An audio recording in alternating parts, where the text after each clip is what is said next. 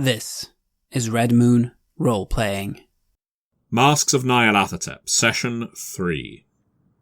Our party of investigators had finally met each other, and then were introduced to Augustus Larkin, the leader of their expedition. They are all tasked with finding a pyramid somewhere in the Andes. This pyramid is said to have already yielded golden treasures that have been passed around the dining table. Shown off, practically. They've all been able to handle them, fondle them, examine them, make their own guesses. The Professor, Isabella Melquiades, has pointed out that there's a 1,000-year gap between two of these artifacts. And what's more, our investigators have determined that the chalice that was extracted under Shelby's examination seems to have some occult bearing. Now, that doesn't mean it's necessarily involved in the realm of human sacrifice or summoning great old ones, but it means it was a participant in a religious ceremony once upon a time. There was talk, hotly, over whether this was a looting expedition or an archaeological one. Augustus Larkin was quick to dampen the flames of accusation. But now we rejoin our party at dinner, and in this introduction to Session 3, I pass it over to the players. If they have questions that they wish to ask about the coming expedition, now is the time to ask them. Because, after all, you're not going to find out until you get the answers from Augustus Larkin's mouth, along with whatever he's spitting out whenever he coughs. I wanted to dig into this butler, Luis de Mendoza. The look that he gave me, what that was all about, it stuck with me. Was it something I said? He's moved on now. He's no longer staring at you as if he wants to murder you, although that certainly seemed to be the impression earlier. Now he is looking down at his plate of food. He only really pokes at it a little. He occasionally nibbles a little around the edges, but he's not a man with a great appetite, it seems. Not for this, anyway. His suit is ill-fitted. Luis de Mendoza is clearly not used to this kind of rarefied air, and by that I mean this kind of company. Shelby Shattuck and Rupert Carruthers especially are representing a class much higher than Luis de Mendoza, but that doesn't mean he suddenly feels at home next to Jesse Hughes, or indeed common working soldiers, or ex-soldiers like Felix or Hugo. No, he seems very much isolated, very much out of place, and you could even say time. Interesting. Well, I'll find an opportunity to get close to him then, perhaps when Mr. Larkin moves away from the table. I'll make my way close by and sit down, and I just ask, and I'll try to look quite large, because I am a large man, and I'll try to be a little bit intimidating here. I'll just say, I couldn't help but notice earlier I'll just ask, do we have a problem? He looks at you lazily, his eyelids half closed. I don't know. Do we? I have no problem with you, but was it something I said? It is true what they say about Germans, isn't it? They do not know subtlety or courtesy. We are a very blunt people. I apologize to you, Signor Bauer, for looking at you in that way. It was your tone. It's, how you might say, rubbed me the wrong way. How so? I sensed some doubt in your voice, discomfort or distrust of Signor Larkin's intent. And I believe that Signor Larkin is a great man. And at that he smiles, and you wish he hadn't. It isn't just the state of his decayed teeth, it's the rancid odour that emerges from behind them. And when people question Signor Larkin in a way that I find discourteous, it upsets me. But do not worry. I forgive easily. I forget almost as quickly. That is a good way to live life. And please be assured, I have no doubts. I only wish us to succeed in this endeavor. That's all. He nods at that, but doesn't offer another word. I'm feeling somewhat satisfied about that interaction. Not quite, of course, but he does seem to be a rather odd fellow. I'll just return to my seat and remind myself to keep an eye out for that. There's something about that blind loyalty, something about this idea of not questioning Mr. Larkin that is concerning. I can't put my finger quite on it, but there's something about it that rubs me the wrong way. It's only natural that it does, and you hear Jesse Hughes speaking up. Mr. Larkin, he says, tell us again. How did you find out about the pyramid? Well, I was travelling through the highlands when I heard about this lost pyramid, as I say, from an alpaca farmer. The farmer, his name, and he dabs his lips, was Ernesto Moyo. He said his grandfather had found the site, taken some items, the pendant and the golden cup, but went on to say that the site was a cursed and fearful place. Such superstition. Now, I put this all down to local folklore, not to diminish your field of study, Mr. Hughes. But you know as well as I do that most folklore is born from superstition. It is the humanity's reach for understanding, and where science cannot fill the gap because learning has not advanced, we insert faith and folklore and mythology. So, anyhow, it was pure chance that I met the farmer, and it's now, frankly, all our good luck to be the first professional expedition to visit the pyramid and bring its story and its treasures to the outside world. If I may, I am curious about the overall travel, excursion, and expedition logistics. Good question. How far is the site? How long do we plan on being there? What provisions are being provided? Just a big picture or capture there would be very helpful. No. Very good question, Miss Hopper. You see, I have already arranged for 3 trucks and drivers to take our party and supplies up to the city of Puno. It's on the shores of Lake Titicaca. Once there, I hope to buy some pack animals and stock up with fresh food. If you've never seen Lake Titicaca before, the area surrounding it is a beautiful mountain lake, but the fruits they grow around there, of course they keep chickens, they keep goats, there will be no lack of sustenance. Do not be concerned. We are, of course, in March, therefore it is the height of summer. We are not going to be dying on a cold mountainside somewhere. I hope that the journey to the pyramid will take no more than 4 days across country.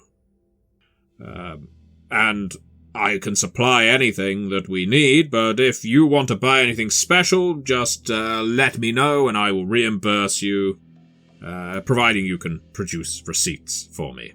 Rupert elbows Shelby at that.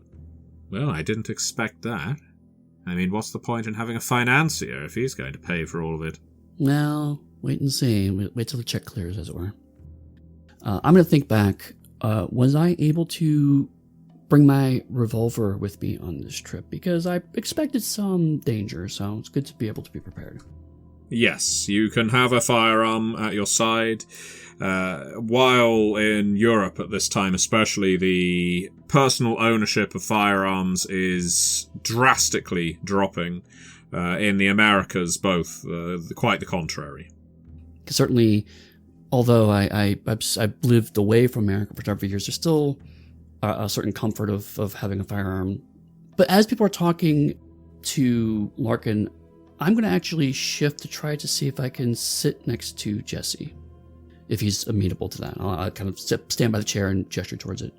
He sees you sitting there, and as maybe the ritual between the two of you now, he offers you another cigarette. I gladly take it. And after I light the cigarette and blow the smoke away from his face, I will say, Did you get a chance to look at the cup, perchance? I did, yeah.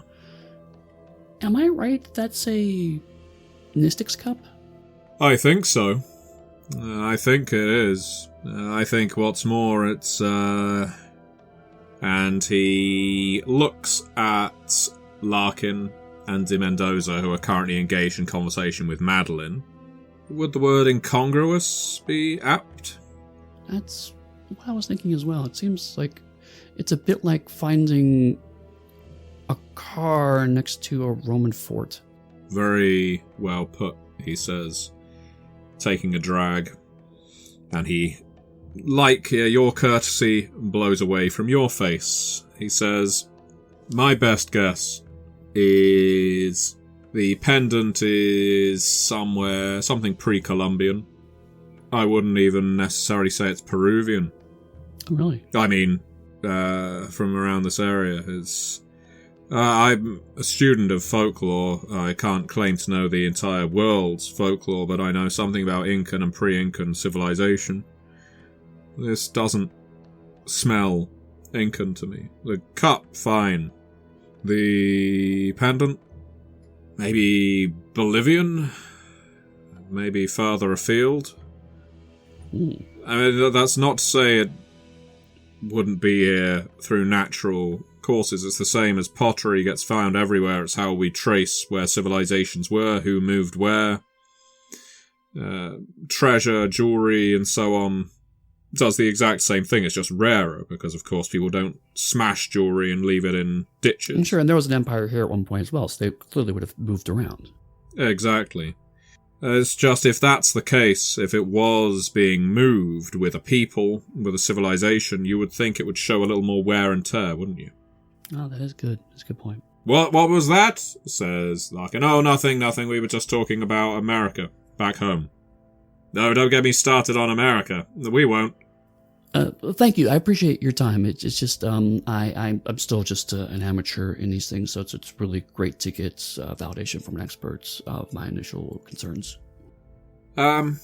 After dinner, drink maybe? Please, I would love that. And finally, dessert. Now, everyone has the opportunity to ask a handful more questions of Larkin should you wish to. Otherwise, just enjoy the dessert, and then you will be parting ways, so that you meet up in a couple of mornings' time to head for Puno. So, does anyone have anything else for Larkin? I just want to have a point of clarity here.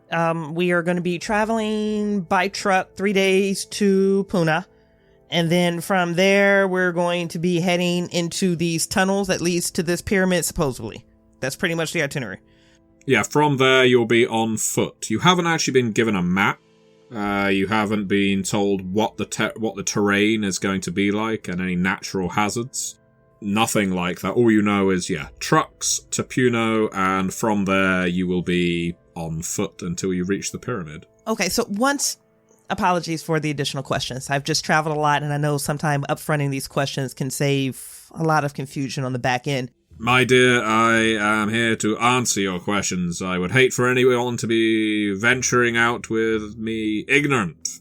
A sincere smile crosses my lips. Do we have anyone that's going to be on this expedition that is actually skilled or qualified specifically in, rope climbing or immersions at these depths? Or I've done underground once, and it was a very terrifying experience. I just want to make sure that we're fully equipped to be going into an environment like that outside of just our own natural curiosities and motivations for being out here. Do we have that support with us? There's some looking around the table as the other members of this expedition, beyond Augustus and de Mendoza, are checking which one of us is going to volunteer as the expert here. And Larkin lets out a laugh.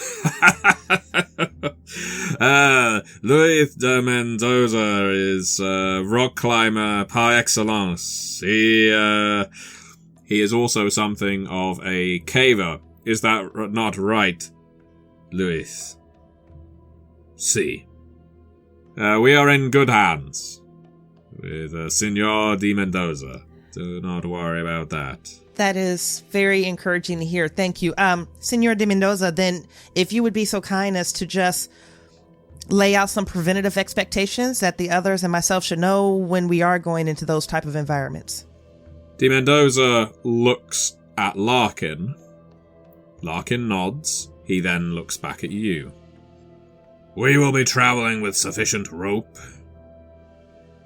Rope, spikes, hammers. We will bring some oxygen for the altitude. There will be sleeping bags, thermals, the correct kind of food and drink to keep you warm and hydrated. Protein poisoning is very common in the mountains. But have no fear, you will not have to subsist off rabbits and find your kidneys giving up. That's reassuring to hear. So you have a medical background as well? Does anyone else, as I'm looking around the table, and the table can likely recognize that I'm getting into one of those strides where if someone doesn't stop me, I'm just going to continue to go with these questions to understand where people lean into what areas. Like, who knows first aid? Who's going to handle this? Like, if I'm not stopped or redirected, I'm just going to continue down that damn path of inquiry. Corporal Metzger or Hugo puts his hand up. Yeah, I was a medic in the war. Any sprains, cuts, anything like that I can deal with. You're in safe hands with me. And if needs be, if someone badly falls, I will get them back to civilization. Good. That's very reassuring to hear. Again, if I'm not stopped, she's going to keep going. And then who all speaks the local language? And then in this area, is there a different dialect that we should be worried about? Well, I am, says Larkin, completely fluent in Spanish, in Quechua, and Louis as well knows the local language too. I understand a great many of you from your telegrams can speak Spanish, which helps. I'll raise my hand at that. Yes? Thank you, Herr Bauer. But rest assured that we should not need to speak to the natives too much. After all, some of them may object to what we're doing. I nod and smile. Very well. What else you glean from him through your inquiries is that Larkin doesn't have any written research. As in, he isn't handing out paperwork, maps, records, or anything like that. He actually assures you, or not, he can say, you can never be too safe, it's all in my head. I've got a very good memory. Do not fear. And at that, Professor Melquiades says, well, surely supplementary research would be useful, so that we can historically verify where it is that we are, anything that may have already been recorded about this location. And he nods at that. That's true. If any of you are that way inclined, the Museo de Archeologia e Anthropologia, Museum of Archaeology and Anthropology, at the National University of San Marcos, there may be some records tucked away there that talk about what we're looking for, but I doubt they will cover this pyramid in particular. I try to wedge a question in the torrent of inquisitions coming from my colleague, and I'll say, just out of curiosity, I noticed that we have a couple of people here who are specifically here for protection. Do you think that we're going to have problems, and what kind of problems do you think you'll have that will require protection from? Are the natives of concern, or is there other bandits trying to acquire these treasures? Oh, very, very good question there, Shelley. No, that is fair. As you have quite rightly recognized, there are bodyguards among you, and arming yourself is not illegal. And in fact, I would suggest it's to be encouraged. Not so you can fire off shots willy-nilly, but you hit the nail on the head there, Mr. Shattuck. Bandits. There are many civilized places in Peru, Lima, even Puno among them. But as soon as you enter the wilderness, you can never be too careful. I very much doubt that a group our size would be accosted. But why take that risk? Fair enough. I apologize, Ms. Hopper. Please continue. And so you continue, Madeline. And by the time you finish, Augustus looks tired, exhausted even. I'm feeling under the weather, and he stands up. I need an early night. Any one of you can make a spot hidden or medicine roll. 92 over 25 is not going to tell me much, so... I got a 39 under 40. No, that's a marginal success. And Madeline? Listen, babe, I'm here for a good time. I rolled that 98 for you. And no, I do not have a 50 in spot hidden. Okay, then.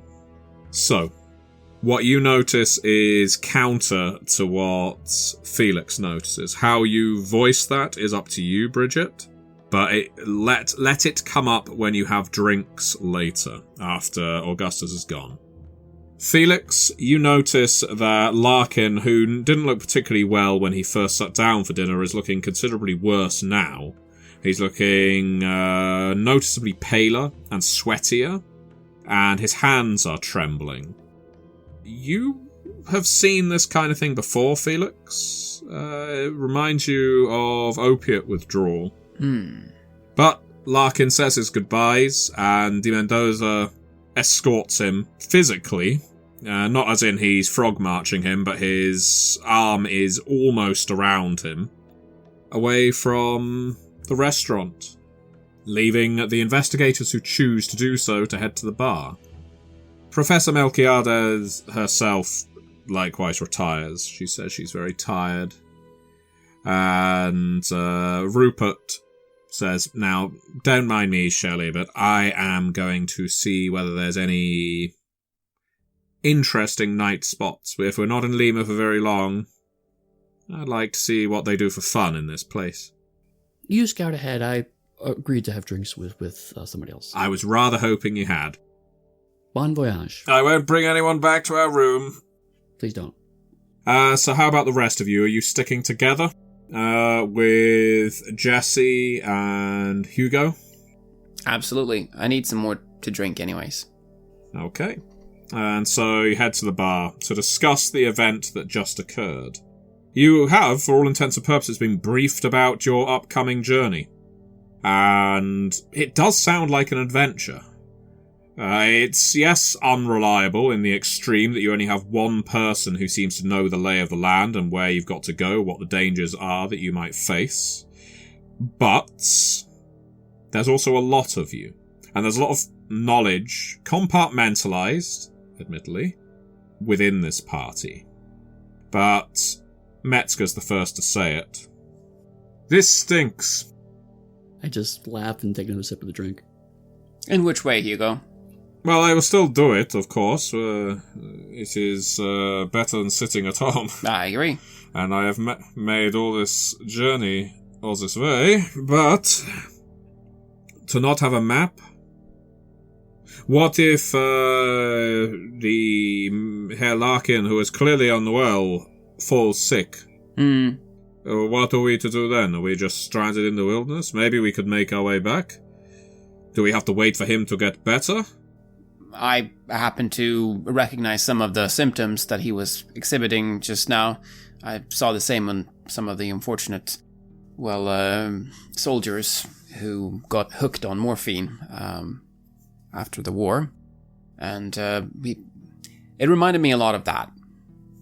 He might have some kind of addiction to, morphine, for example. Yeah, I would agree. I did not pick up on that, but that does not mean it is not so. I have a small medical bag, but I do not like the idea of bringing along a supply of morphine just to ensure that our leader is able to put one foot in front of the other. Might not be a bad idea to bring some extra, though. Might be useful for us as well, I say smiling, trying to not think about, what that would mean, because if we need morphine, then that would be, that would be bad. Jesse waits until the bar staff have moved on to other customers, and then speaks quite low to all of you. So how much of all of that do you believe? The coincidence of happening to find someone who happens to have a map to treasure feels very Treasure Island to me. I think he's hiding something. There are too many gaps in how he came into possession of these items and why we're going. And did you notice at the beginning of the conversation, the second he identified that I was the singer, he wanted songs written about him. The second he identified that someone else was a writer, he wanted stories written about him. I'm getting that, my shoulders kind of drop as my hands get very busy as I'm trying to articulate and trying to frame my thoughts. Those individuals that are obsessed with legacy, the ones that know that they are close to death or are intentionally chasing it, but they're just completely preoccupied with how they're going to be remembered and what this means for their story after death. And they prioritize their reputation and lasting impact. It's just so much of this feels suspicious from the start to the finish, to the fact that he's not sharing any of this information with us. There's no maps. There's no upfront data. There's no research. He did a public outcall for this. How perfect is that for a person that's chasing legacy to do a public outcall? He'll have something to address with the worldwide media on the success of this mission. This strikes me as someone who's chasing immortality when they know that they have death coming. That is how Bridgett is interpreting my failed spot hidden roll. Yep. I mean, that may be right, it may be not, but that's the whole point of a critical fail. You are just certain of your opinion. Yes, and at this point about how the gold was found, how the items were found, as I mentioned, I did some research of my own, and it seemed like some of these things were found by locals, and that some of them disappeared. When I spoke of that, the butler, the Mendoza, he didn't seem particularly happy with me mentioning it. It's not entirely, it's not impossible that he had something to do with that, and that the way that our employer came across these items, that's... Well, some people ended up in a bad situation because of that, or got hurt. Now, that doesn't necessarily change what we are here to do, but it is good to know that this might be a bit of a darker thing than we might have thought. Are we at the point where we have to decide amongst ourselves who has guns and where they're going to be pointed if things go wrong? Jesse laughs at that. Before we turn this into the OK Corral, I'm gonna be clear with you about something. My name isn't Jesse Hughes.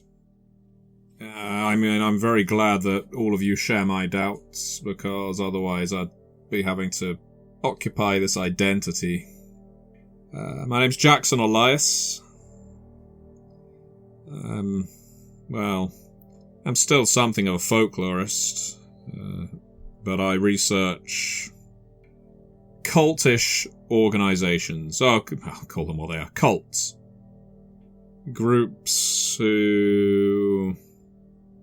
They track down places like this. They look into histories they ill understand. They develop theories that come with all kinds of baggage. And if it's possible for someone to become addicted to history, or what their ideal of history is, a lot of cultists fall into that trap. They think that it's the best way to live. They think it's the only way to live, and that everything else since then is nothing but what our friends in Russia might call a trap for the bourgeois. It's... The reason I'm here is because I don't trust Larkin.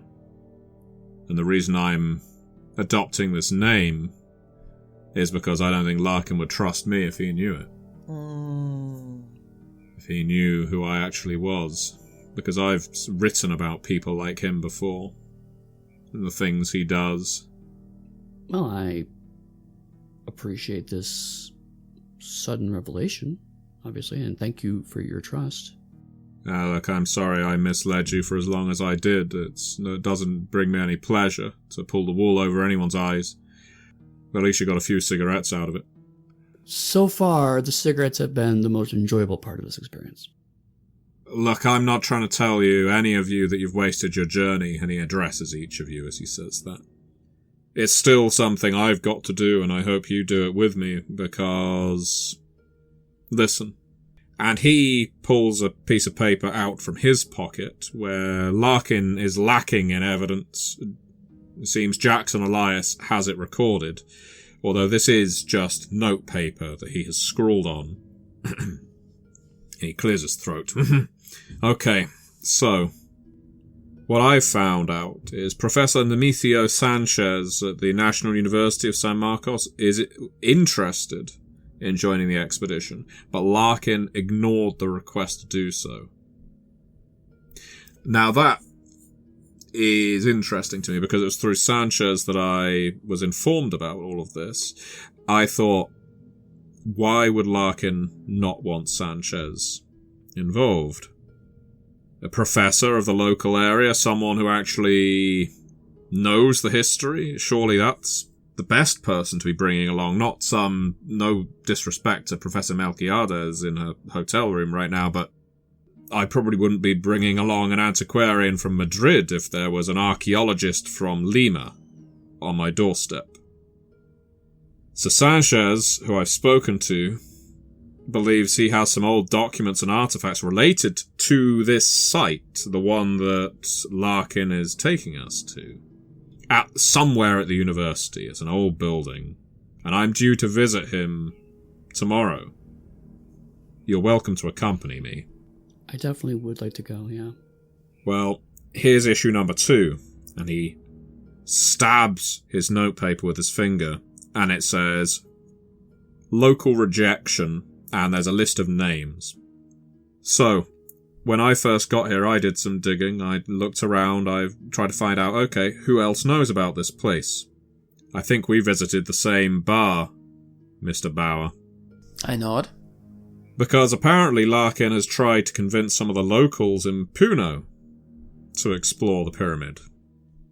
Words got back to Lima because he was unable to find anyone willing to accompany him. So he wanted to approach, dare I say it, ignorant locals, but they were still wise enough to say no. He refused the entreaty of an academic, who might actually know what they're talking about, and cast the net to us? International experts? Doesn't make sense.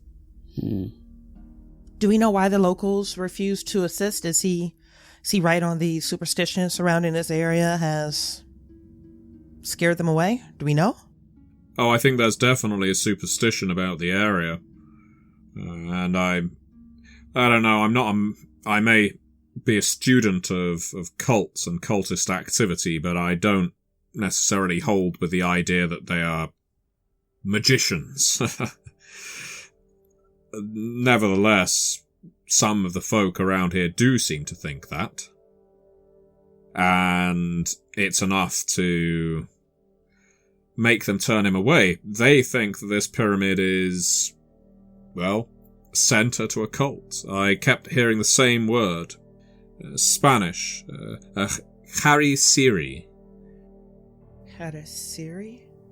Yes, I've had to do some digging, and, I know my folklore, but the best I can establish is that a Harry-Siri is some kind of local vampiric monster, like Dracula. But it doesn't feed off of blood. It feeds off of fat. Now, the Harry-Siri, so these locals believe, either inhabit or cluster around this pyramid, or they protect it. And so no wonder they don't want to approach.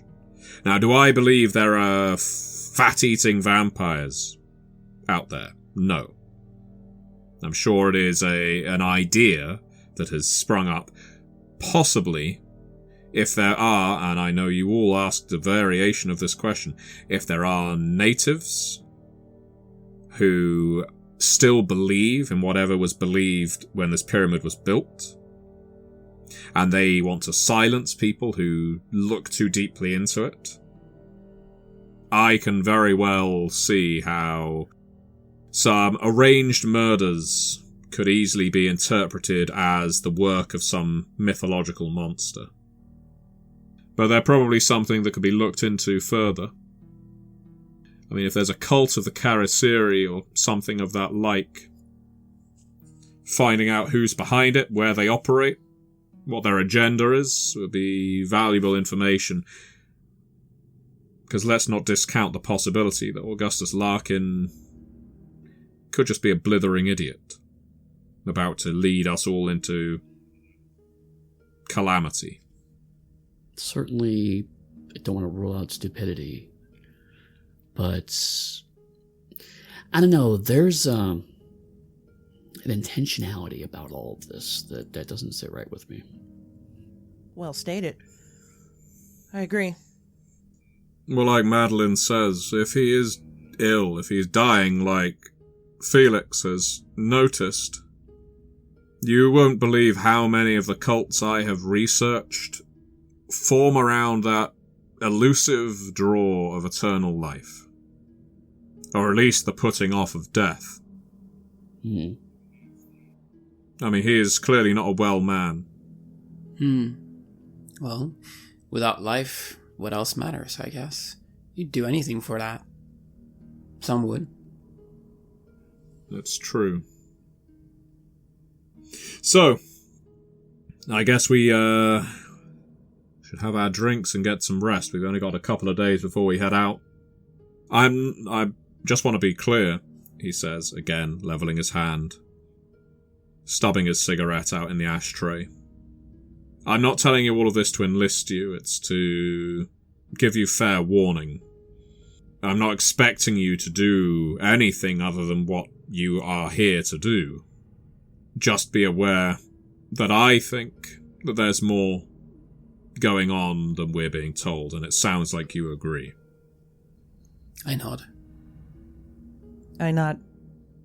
Thank you for bringing this to our attention, Mr. Hughes. She is specifically, obviously, referring to his alias in this. He smiles at that. Thank you, Miss Hopper. Okay, so Sanchez tomorrow, correct?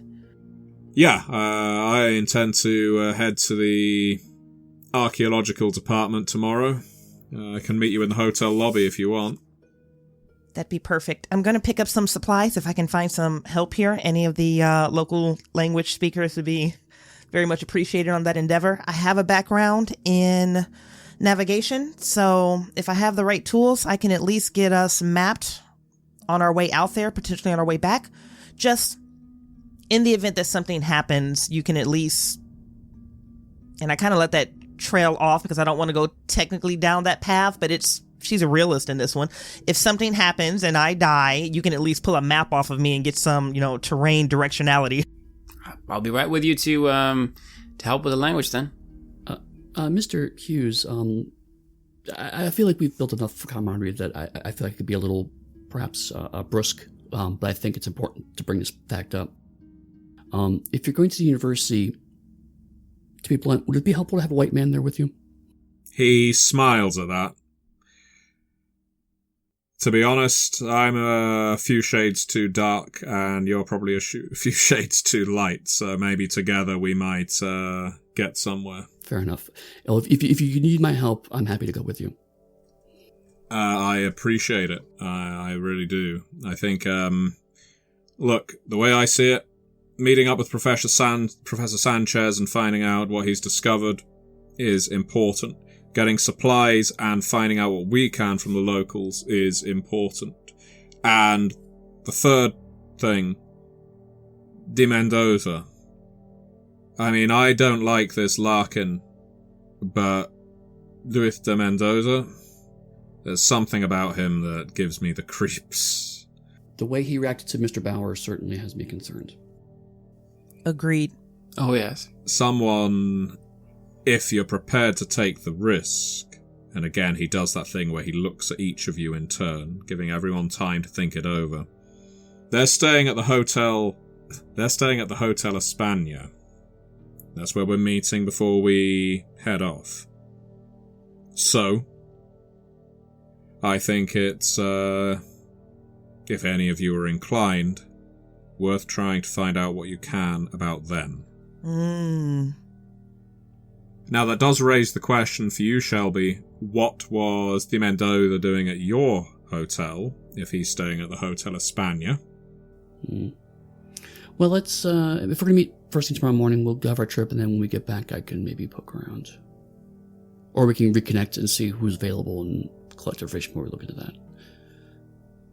It just seems like we are an expedition inside of the expedition now. Excellent, he says, smiling again, and as he leaves, he says, Miss Hopper. Yes. I am actually from New York, and I very much doubt that you not knowing the language has ever stopped you from getting anything you want. And on that, he walks off. My nose wrinkles at that compliment, and I look across the table. Okay. Well, I lift my glass. Cheers to our expedition, then. Cheers. Yeah, might it go better than the Great War, says Hugo, downing his schnapps. I'll finish my drink as well. And on that note, we will conclude our session 3. Full introductions have been made. The masks of Nyarlathotep are now in order, waiting to be discovered, uncovered, and adorned. How that will affect our party, how it will affect the world, we have yet to see, but we now know who we are playing with. But we don't yet know the stakes. That will come with our next session. Thank you very much for listening. You have listened to an episode of Red Moon Roleplaying, where we play Masks of Nyarlathotep for Chaosium's Call of Cthulhu 7th edition. Joining us as our keeper is none other than our dear friend Matthew Dawkins, and we were also joined by Bridgett, Jeffries, and Eddy Webb. The music was made by Aegersonus and Halgrath, and we've also used Cryochamber's Lovecraftian compilation albums. All of this with the permission of Cryochamber. Check out their website at cryochamber.bandcamp.com or their YouTube channel for some moody dark ambient for your gaming table.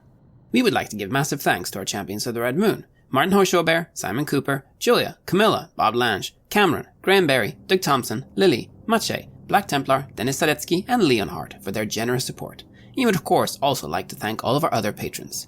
Without your support, this show would not be possible. If you want to support our work, please check us out on Patreon. You can get access to bonus campaigns for Cult of the Lost, Call of Cthulhu, Warhammer Fantasy Roleplay, and Warhammer 40k Imperium Maledictum there. And you can also get early and raw access to all of our recordings, and hear your name read on the show as a champion of the Red Moon, as well as even play some Cult with us. Most importantly, that support is what keeps the show going, so do check us out there. Thank you again for listening, and remember, I am the last. I will tell the audient void.